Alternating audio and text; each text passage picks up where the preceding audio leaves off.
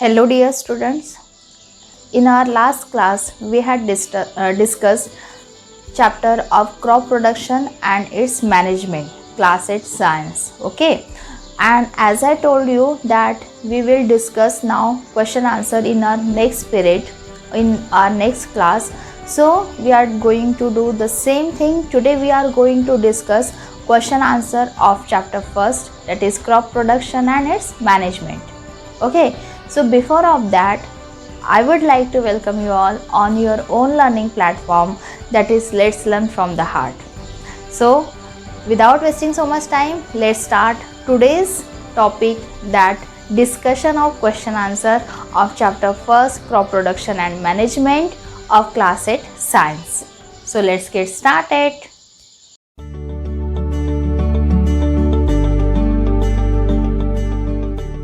Okay, so what is our first question? First question, it is given in your questions are given in your book. So do one thing, see questions from the book and answer from the board. Okay, so first question is what? Select the correct word from the following list and fill in the blanks, and options also are given there: float, water, crop, nutrients, and preparation.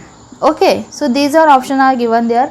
So first number is what? The same kind of plants grown and cultivated on a large scale at a place is called. Same kind का plant अगर बड़े scale पर cultivate किया जाता है तो उसको क्या कहते हैं? The answer is what? Crop. Answer is what? Crop. B number, the first step before growing crops is blank space of the soil. First step क्या होता है? क्रॉप्स को ग्रो करने के पहले सबसे पहला स्टेप क्या होता है हमारा? प्रिपरेशन ऑफ द सॉइल, जिसमें हम प्लगिंग वगैरह करते हैं. So that is preparation answer. Okay, then question number C, fill in the blanks में सी नंबर क्या है? Damage seeds would blank space on top of the water. Damage seed क्या होती है? क्या होती है? फ्लोट होती है. Damage seed would float on the top of the water. D number is what?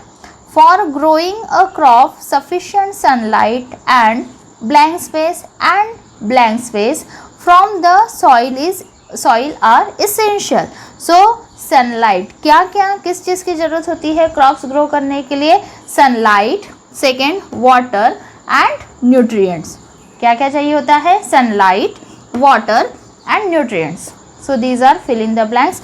Now next question is what? Match atoms in column A with those in column B.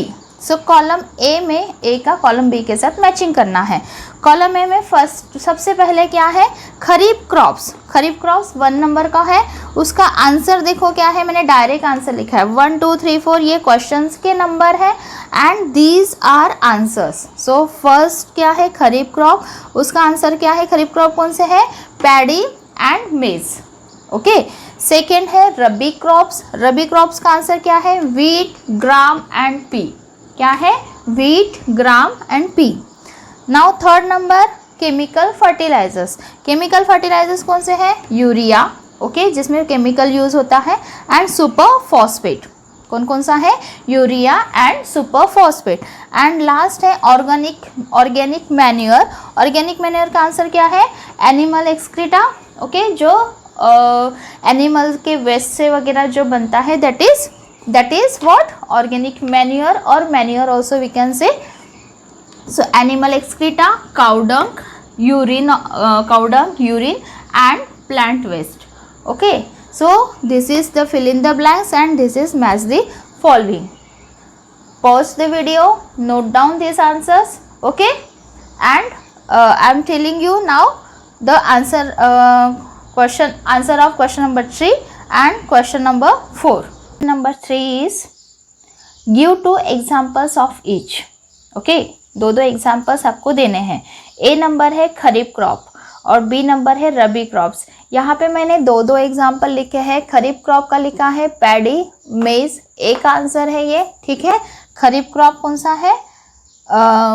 Paddy, मेज. और रबी crop का लिखा है मैंने B का answer wheat and gram. Okay, अब जरूरी नहीं है कि यही 2 एग्जाम्पल्स लिखने हैं. आपके बुक में खरीफ क्रॉप और रबी क्रॉप वाला पैराग्राफ दिया है पेज नंबर 2 पे. Okay, there are given again few examples just like paddy, maize, soybean, groundnuts, cotton. Okay, and rabi crops के लिए दिए हुए हैं wheat, gram, pea, mustard and linseed. See on page number 2. Okay, so you can write any 2 examples from these paragraphs also, or you can write these 2 also. It is fine. Okay, now our question number 4. Question number 4 is what? Write a paragraph in your own words on each of the following. 4 दिए हुए हैं ABCD. अभी मेरे board पर बस A आया है, BCD इसके बाद बताती हूँ. सो A नंबर पे क्या है? Preparation of soil. सॉइल का प्रिपरेशन कैसे करते हैं? सी.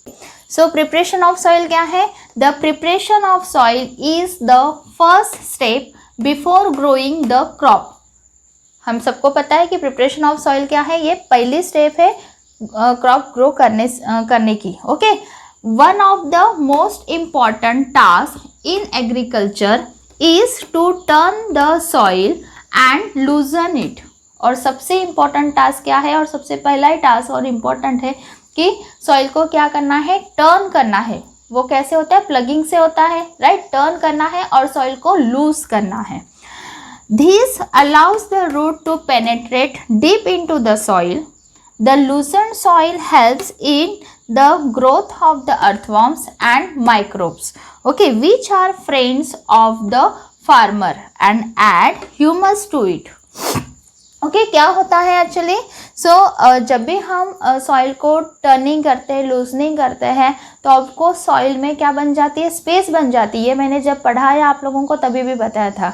सॉइल में क्या बन जाती है? अच्छी खासी स्पेस बन जाती है, जिससे रूट्स अंदर तक के अच्छे से जा सकते हैं, उसमें वाटर एब्जॉर्ब अच्छे से हो सकता है.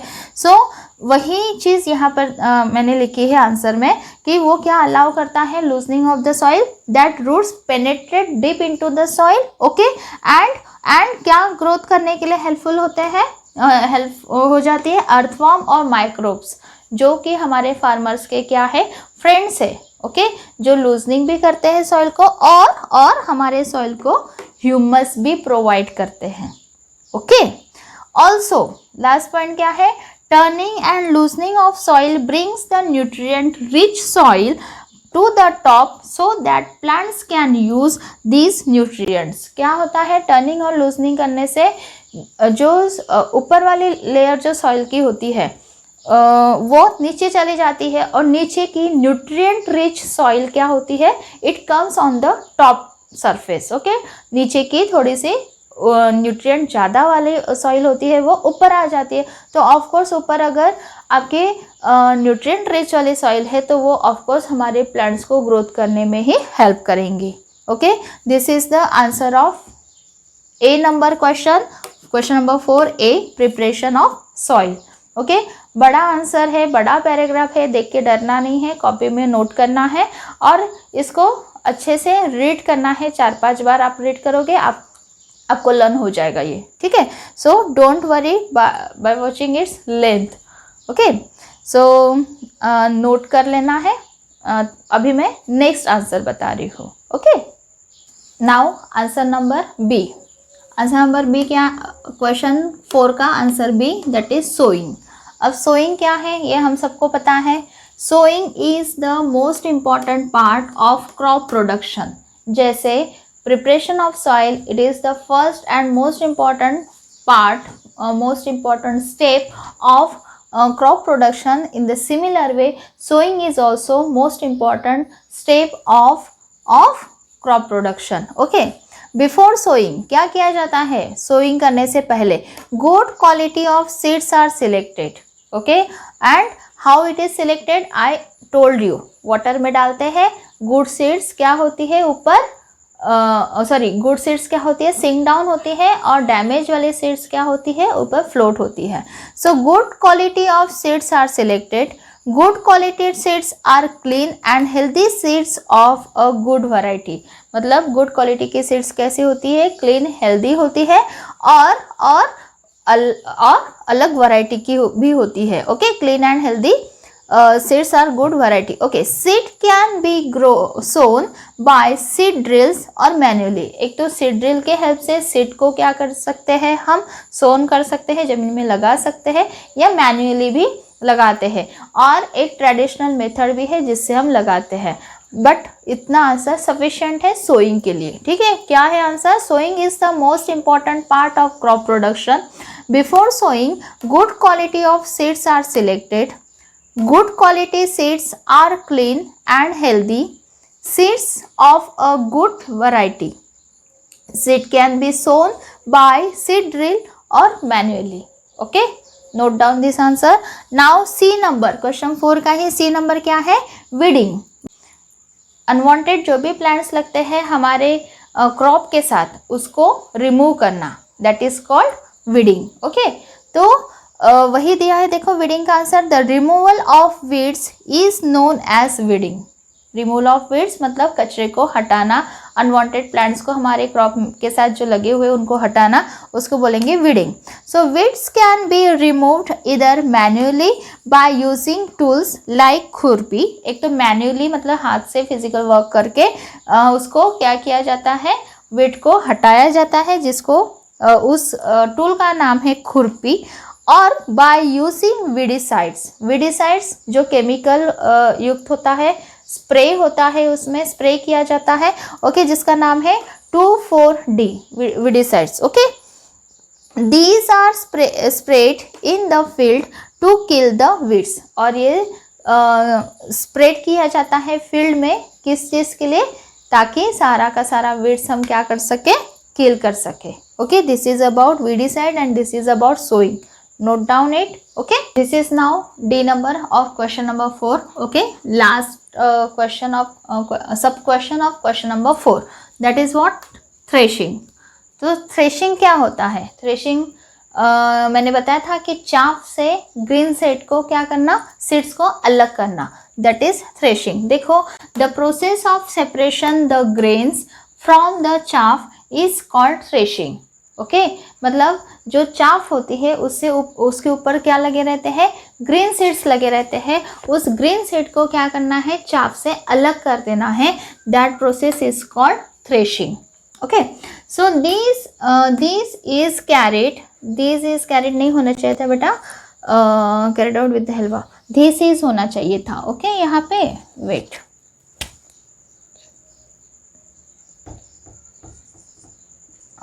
This is carried out with the help of machine called combine.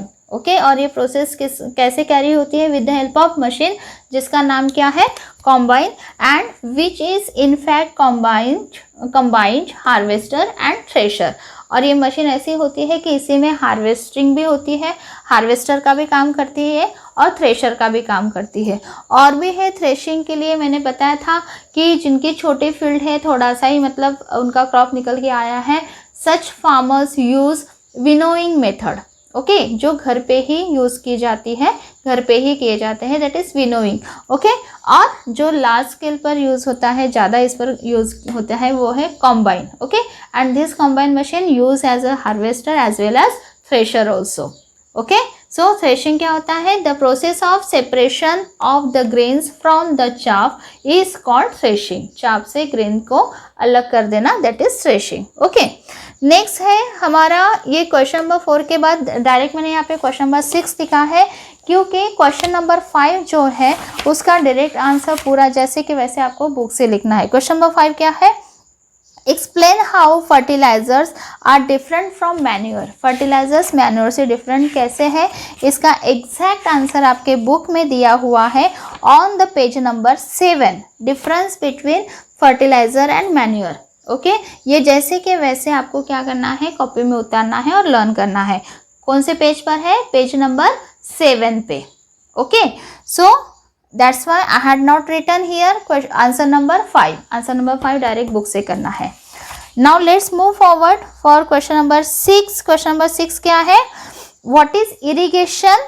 Describe two methods of irrigation which conserve water.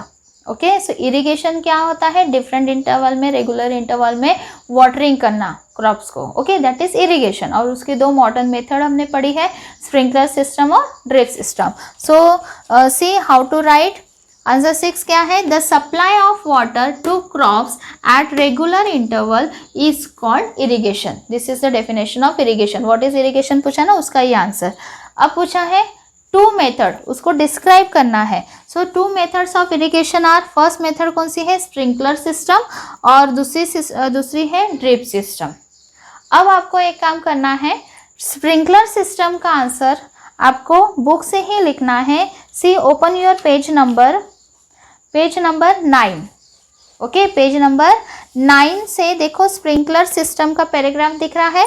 Sprinkler system से 1 2 3 4 नंबर की लाइन, स्प्रिंकलर सिस्टम देखो अच्छे से, फोकस करके मैं दिखा रही हूँ। स्प्रिंकलर सिस्टम, ओके, इसमें 1 2 3 4 नंबर की लाइन से लिखना है स्प्रिंकलर सिस्टम का आंसर। कहाँ से होगा, द से।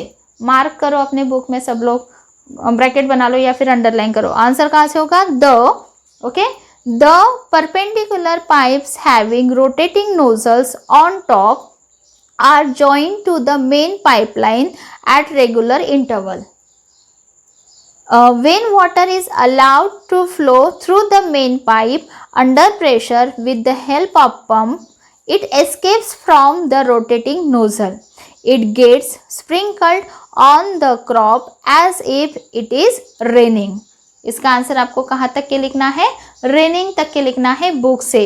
कौन से पेज पर, page number 9, sprinkler system, okay, इसके स्प्रिंकलर सिस्टम वाला पैराग्राफ, और उसमें 1 2 3 4 नंबर की लाइन, ओके, 4 नंबर की लाइन कहाँ से, ये the perpendicular pipe having rotating nozzle से लेकर आपको कहाँ तक के लिखना है, लास्ट के 1 2 3 नंबर की लाइन के लास्ट में, that is on the crop as if it is raining, okay. This is the answer of sprinkler system. इसका आपको इनको डिस्क्राइब भी करना है, दैट्स वाई स्प्रिंकलर सिस्टम का आंसर आप यहाँ से लिखोगे बुक से।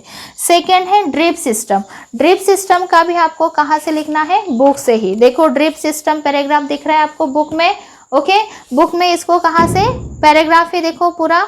इन this system the water falls drop by drop directly near the root, so it is called drip system. नहीं लिखोगे ये इतना सा पोर्शन तभी चलेगा, लेकिन फर्स्ट लाइन पूरी लिखोगे। In the system the water falls drop by drop directly near the roots, okay. It is the best technique for watering fruits, plant, gardens and trees. Figure 1.5b नहीं लिखना है, cut कर लो उसको, okay. Then water is wasted at all, sorry, water is not wasted at all, यहाँ and इसका, हाँ ये भी लिख लेना, it is a boon in region where availability of water is poor, okay. क्या लिखना है ड्रिप सिस्टम का आंसर, बुक से ही लिखना है। फिर से पेज नंबर 9, पेज नंबर 9 में कहाँ पे, पेज नंबर 9 में कहाँ पे बेटा, ड्रिप सिस्टम वाले पैराग्राफ में, ओके। यहाँ से लिखोगे, इन दिस सिस्टम से लिखोगे पूरा कहाँ तक के, availability of water is poor तक के, बीच वाला सो it is called drip system नहीं लिखने से भी चलेगा, क्योंकि व्हाट इज ड्रिप सिस्टम हमें नहीं पूछा है, ओके। और लिख भी लेते हो तो कोई प्रॉब्लम नहीं है। और फिगर 1.5b ये वाले वर्ड्स नहीं लिखने हैं। सो आंसर में समझ में आया सभी को, स्प्रिंकलर सिस्टम का आंसर बताया मैंने, आई होप सभी ने मार्क कर लिया है। और ड्रिप सिस्टम का भी आंसर बताया मैंने, यही से बुक से इसको भी मार्क करना है, और बुक से ही देख के आपको कॉपी में आंसर लिखना है और लर्न करना है। क्लियर है सभी को। आंसर नंबर 6 कैसे लिखना है, कहाँ से लिखना है, ये मैंने समझा दिया है, लेकिन शॉर्टकट में उसको डिस्कस भी कर लेते हैं। 2 मेथड, स्प्रिंकलर मेथड और ड्रिप सिस्टम बताया मैंने, स्प्रिंकलर सिस्टम और ड्रिप सिस्टम। स्प्रिंकलर सिस्टम क्या होते हैं, परपेंडिकुलर पाइप्स होते हैं, उनके ऊपर रोटेटिंग नोजल्स लगे होते हैं, और उसमें से पानी कैसे निकलता है, पानी कैसे मिलता है प्लांट्स को, जस्ट लाइक अ रेनिंग, जैसे रेनिंग होती है वहाँ पे, और जहाँ पर पानी की शॉर्टेज होती है वहाँ पर ये स्प्रिंकलर सिस्टम और ड्रिप सिस्टम दोनों यूज़ होता है। डिफरेंस बस यही है कि sprinkler system as like a raining क्या होता है, वाटर मिलता है प्लांट्स को। ड्रिप सिस्टम में प्लांट्स को वाटर मिलता है direct to the roots, drop by drop. एक एक सिंगल मतलब थोड़ा एक एक ड्रॉप डायरेक्ट प्लांट्स के रूट्स में मिलता है। Okay, that is drip system. और जहाँ पे बहुत ज़्यादा कंडीशन ख़राब है वाटर की, ओके, वहाँ पे ड्रिप सिस्टम यूज़ होता है और वहाँ हमें एक श्योरिटी मिलती है that water will not get wastage. Okay, water waste नहीं होगा ड्रिप सिस्टम में। So that was true system. Now question number 7, what is the question number 7? If wheat is sown, जैसे मैंने पहले बताया आपको क्वेश्चन कहाँ से लिखने हैं, बुक से। If wheat is sown in the kharif season what would happen? Discuss. अगर व्हीट खरीफ सीजन में अगर हम ग्रो करते हैं तो क्या होगा? जैसे कि हमने खरीफ क्रॉप और रबी क्रॉप पढ़ा है, तो व्हीट कब ग्रो किया जाता है? It is it grows in the season of rabi. Okay, rabi season में, रबी क्रॉप में इसकी काउंटिंग होती है। ओके, सो व्हीट तो रबी क्रॉप है, बट अगर उसको खरीफ में लगाया, खरीफ क्रॉप के सीजन में अगर लगाया, खरीफ सीजन में लगाया, तो उसका क्या असर होगा? सो क्या असर होगा? देखो आंसर लिखा है आपके इस पर स्क्रीन पर दिख रहा है अभी, है ना? क्या है? व्हीट इज रबी क्रॉप है, hence it requires cold climatic condition. इसलिए उसको कौन सा क्लाइमेटिक कंडीशन चाहिए? विंटर वाला, कोल्ड वाला। Okay, but if it is sown in the kharif season it will not grow.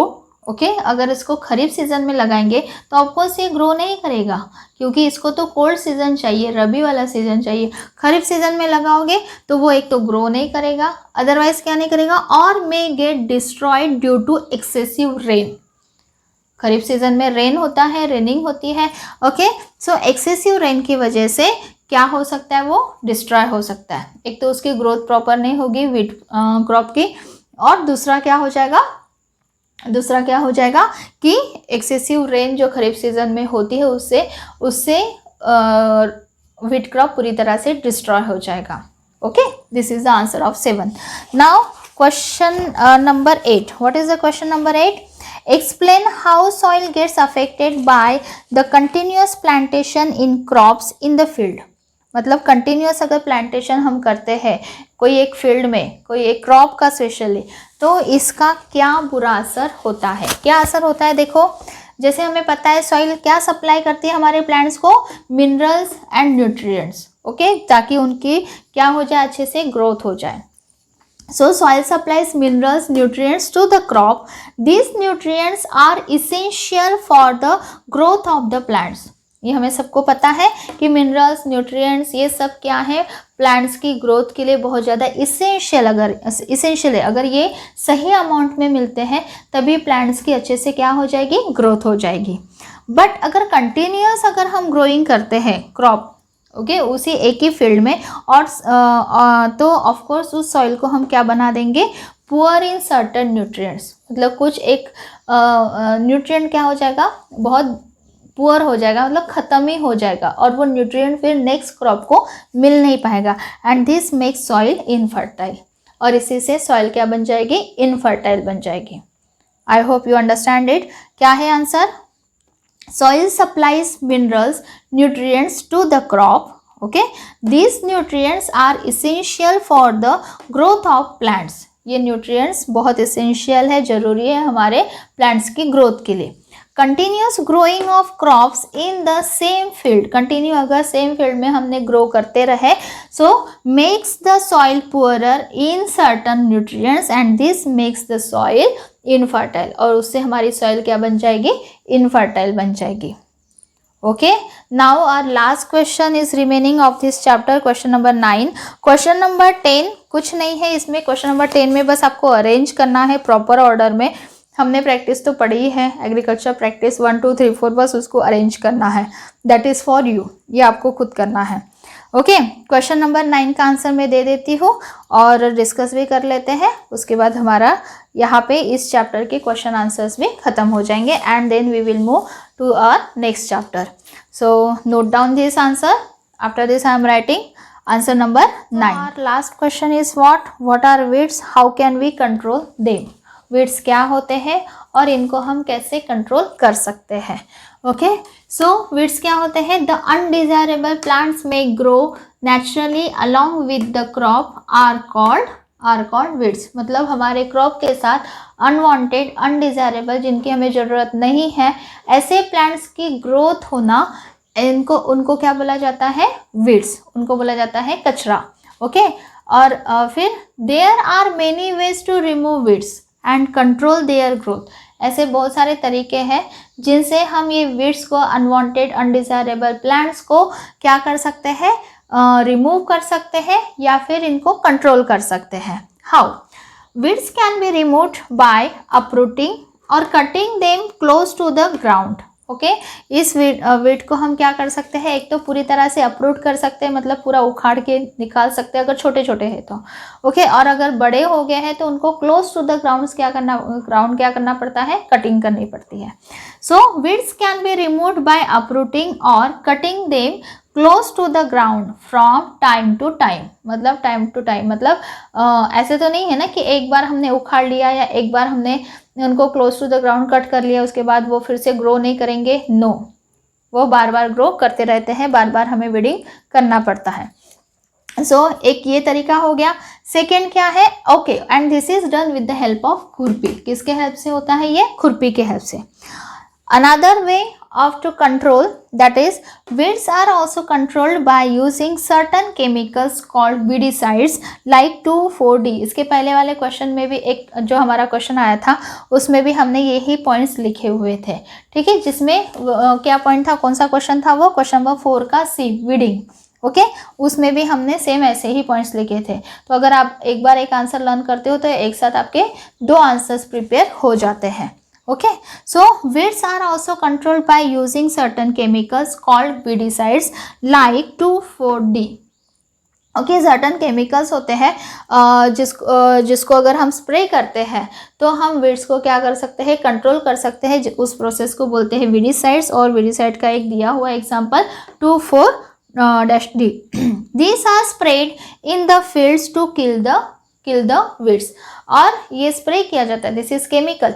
और मैंने बताया था आपको जब पढ़ाया था, ये केमिकल होता है, इसको इसमें क्या किया जाता है? वाटर डाल के इसको पहले डाइल्यूट किया जाता है और फिर स्प्रे किया जाता है। और ये फार्मर के हेल्थ के लिए सही नहीं होता है। दैट्स वाई सजेस्ट किया जाता है फार्मर्स को कि जब भी वो स्प्रे करे तब क्या करें? माउथ और नोज को कोई पीस ऑफ क्लॉथ से कवर करें। ओके, वो पॉइंट्स यहाँ पर जरूरी नहीं है, just for again revision I am telling that thing.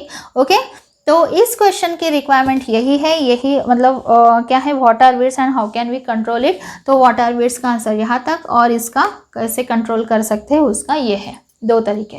Okay, so here we have done our last answer also.